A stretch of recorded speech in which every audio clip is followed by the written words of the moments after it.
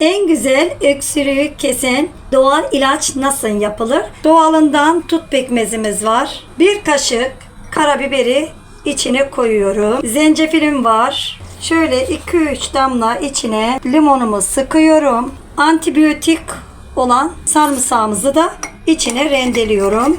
Güzelce hepsini iyice karıştırıyorum. Karıştırdıktan sonra bir tatlı kaşığı kadar öksüren kişiye veriyoruz. Bunu gece yatarken özellikle yaparsanız daha çok faydasını göreceksiniz.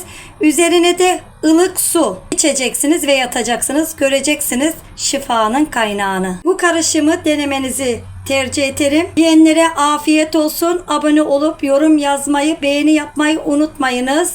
Gerçekten işinize yaradıysa da yorumlarınızı bekliyorum.